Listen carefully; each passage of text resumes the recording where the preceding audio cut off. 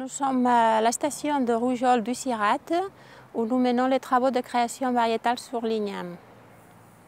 Nous travaillons sur la création variétale de l'igname, dont l'objectif c'est de créer de nouvelles variétales répondant aux attentes de la filière, c'est-à-dire des variétés résistantes aux principales maladies, puisque c'est le problème majeur d'une plante comme l'igname à multiplication végétative, donc avec de bonnes qualités gustatives et avec de bonnes performances au niveau des rendements.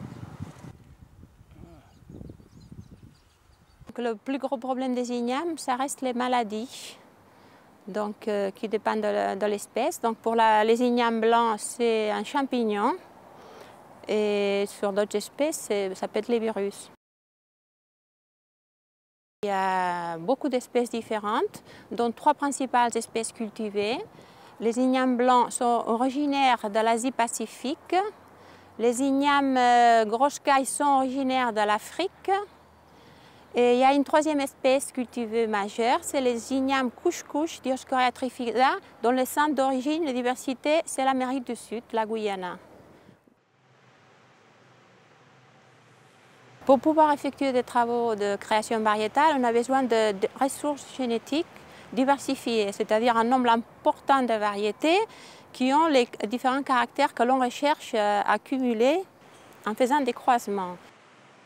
Pour créer une nouvelle variété, on effectue des croisements entre 2 variétés qui ont des caractères complémentaires. Donc une variété qui est sensible à l'anthracnose, on la croise avec une variété qui est résistante. Les ignames ont un sexe. Les variétés soit mâles, comme la variété Kabusa, c'est une variété qui donne des fleurs mâles, soit femelles, comme une variété comme un babon ou pacala, connu en Guadeloupe.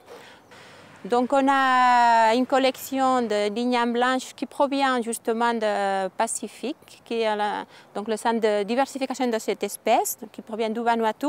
Donc les partenaires avec lesquels on travaille, c'est donc la Chambre d'agriculture, l'Institut technique et l'INRA.